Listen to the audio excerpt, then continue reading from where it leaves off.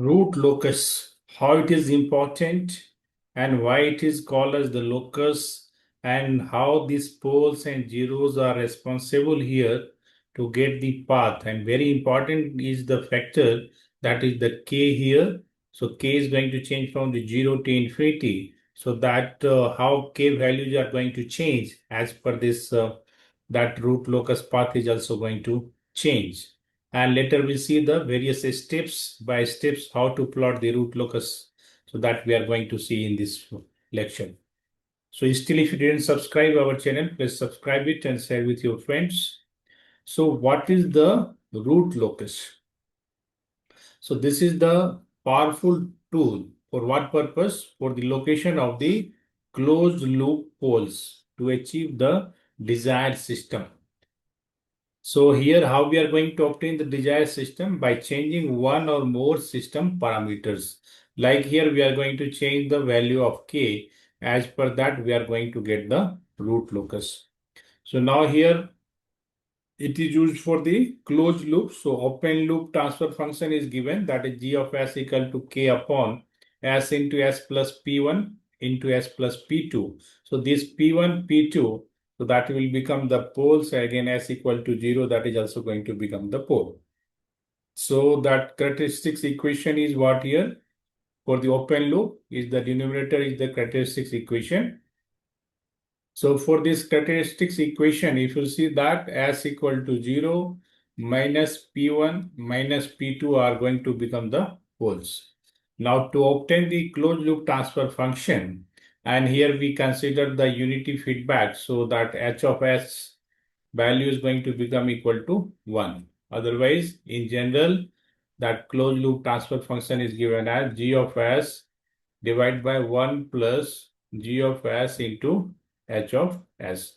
So here h of s value is 1. Due to that, we are getting the function g of s by 1 plus g of s. Now we substitute the value of g of s and we rearrange the values. So finally we are getting k upon s into s plus p1 into s plus p2 plus k here. So now for the closed loop, what is the denominators? That is going to become the characteristics equation for us. So when this denominator is being equated to the 0, that is our characteristics equation. And this value of k is going to change from the 0 to infinity. When k is 0, okay, then roots are given by the open loop poles. So when k is 0, then we have to consider the open loop poles. Since if k is going to become 0, you'll see that this will become the same function as the open loop function. When k is infinity, then roots will take the values of the open loop zeros. Okay. Here k equal to 0, then we are taking the open loop poles, and k is infinity, then we are taking the open loop zeros. So that is important here. Now, what is the root loci? So this is the path taken by the roots of the characteristic equation when k is going to change from the 0 to infinity. So that plural is locus, singular is locus and plural is the loci. So when we have multiple roots, then it will call as the root loci. So here we have some typical sketch of the root locus for the different function, how we are going to obtain. Okay, that also we'll see later with the help of examples in different lectures. So here if you see that here this cross, so when we have characteristic equation, we'll find the poles and zeros for that one. So poles are being represented here with the help of cross, and zeros are represented with the help of 0, or we can use the small o here. So whatever poles and zeros we'll get here, so that first of all we are going to plot here. After that, so like here you see that this cross is the poles here, this cross is the pole. Okay, so now another important thing is here is asymptote. So this is how we are going to obtain the centroid of this asymptote. That also we are going to see step by step, and what will be the value of the centroid. And once we get the centroid value, then what will be the value of this angle? So that angle of asymptote also we are going to see. So you'll see that condition one by one later. And here again we'll find the values through which root locus is going to pass the imaginary axis. And again, what is this angle? That for that also calculation is there. So this is the call as the angle of departure. Okay. Here also we have angle of departure. And in some case, you'll see that here we have a break-in point and here we have break-away point. That also we are going to see. And in this different another function, here we have angle of arrival. Here also angle of arrival. But in this case here, it is the angle of departure. It is moving away. Okay. And it is coming towards. So that's why it is angle of arrival here. And another things here, you are seeing that break point is going to lie here on the real axis. And we have centroid values and multiple poles are on the real axis. So this is another type. So these are the four different typical sketch of the root locus plots. So now we'll see the steps, how we are going to plot the root locus for the given function. So now first part, what is the first case here? First of all, we have to locate the values of poles and zeros. So once we'll obtain the characteristics equation, then we'll get the poles and zeros. So that poles is being represented with the help of x and zeros by the help of 0. And here we are going to consider that if a small n is the number of the poles and capital M is the number of zeros, then what is going to happen? So in this case, M root locus is going to end at finite 0, where M is what? Number of zeros. Then root locus will end where? At finite zeros. And this remaining n minus m root locus will end at the zeros where? At infinity. So this is an important concept by the help of location of poles and zeros. Second step, we have root locus on the real axis. So here we are going to consider one test point, and that test point we'll consider on the real axis. And if a number of poles and zeros, right side of the test point is the odd, then finally we'll find that test point is going to lie on the real axis.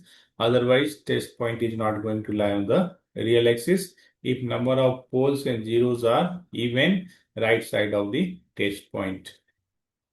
Third steps is important that we are asymptotes here. So here for that we have to find the angle of asymptotes as well as we have to find the centroid from where it is going to start. So here we have considered that n is the number of poles, m is the number of zeros. So finally, this n minus m, that root locus, which is going to end at 0 at infinity, for that only asymptotes is important here. So for that, we have to find the angles. So that angle is given as plus minus 180, 2q plus 1 divided by n minus m. So it is difference of poles and zeros, and where q values is going to change from the 0, 1, 2 up to last is n minus m. And centroid is given as sum of poles minus sum of zeros divided by n minus m values. That is difference of the poles and the zeros. And fourth one is the concept about the breakaway and break-in point. So always we are not going to obtain the break-in or breakaway point. So for that we are going to see the condition. So if root locus is going to lies where? Between the two poles. Okay, root locus going to lie between the two poles on the real axis. Then we'll get the breakaway points. Now, if root locus is going to lie between two zeros on the real axis, then we have break-in point. So that is going to be the break-in point, and this is the break-away point. And if root locus lies between pole and zero on the real axis, then may or may not be break-in or break-away point is going to occurs. So now what is the condition? This is the condition. Apart from this, another very important condition is that how we are going to obtain. So if you have b of s plus k into a of s equal to 0, then roots of derivative of k with respect to s, if you are going to equate to 0, that is dk by ds equal to 0, then what root we are going to obtain? That root is going to give the actual value of the breakaway or breaking point. But k should be positive and real. If once we'll get this value of this break-in, breakaway point, that point again will substitute in this equation. And if k is going to be positive and real, then only those points are considered as the either breakaway or break-in point. Next, fifth one is about angle of departure and angle of arrival. So this angle of departure is considered here from the complex pole of A. Similarly, angle of arrival also at the complex 0. So departure from the pole and arrival were at 0. So this departure angle is given as 180 minus sum of angles of the vector to the complex pole A from other poles, and along with sum of angles of the vectors to the complex pole A from 0. So from 0, whatever angle will be there, that will be added. From the poles, it is being subtracted with 180 degree. Whereas in case of arrival, it is similar here, 180, but what is going to change here? Subtracted with the sum of angles of vector to the complex 0 A from all other zeros. Okay. Here poles, here 0. And it is added sum of angles of vector to the complex 0 A from the poles. So for example, here you see that this is the complex pole here, A is here, complex pole, then corresponding angles. So this is the one pole here, and this is the another pole, this is the another pole. That means theta 1, theta 3, and theta 5. Theta 1, 3, and theta 5 will be sum of that will be subtracted in case of angle of departure. Plus what we have, these are the zeros. Okay. So these zeros, theta 4, theta 2. So this sum will be added here in case of angle of departure. So similarly, vice versa, here see that. So here pole, here 0 we are considering, here 0, here pole, both are going to change. And how we are able to find the angle values, so that is you can observe from here. So in this case, if you see that this value theta 1 is what here, 180 minus, so that value is this side. So this angle we are able to obtain by the help of tan inverse AB. Okay.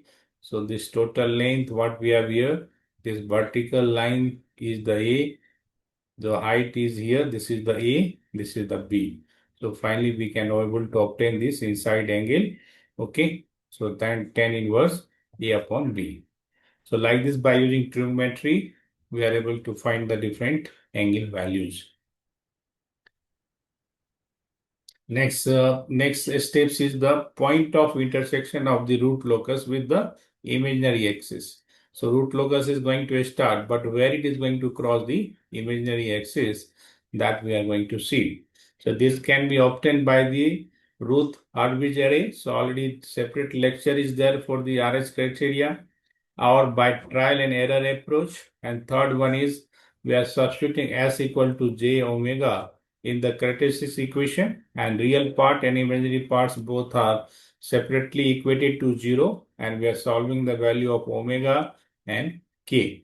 Once we'll get the omega value, that omega value will be substituted, then we'll get the value of k also. So for that value of the k, okay, this is omega is going to give the value through which root locus is going to pass through the imaginary axis for the particular value of k. So this third one we are going to use mostly to find the point through which root locus is going to pass on the imaginary axis. And last one is about test point and the root locus. So test point is going to be decided on the basis of number of roots, how many are the right side, left side, if it is on the real axis, So that discussion is there along with the how we are going to see the root locus. So these 7 steps are being followed, which is important to plot the root locus graph. So any doubt is there, you can write in the comment box. Okay. In the next lecture, we are going to take one example. Thank you. Thank you very much.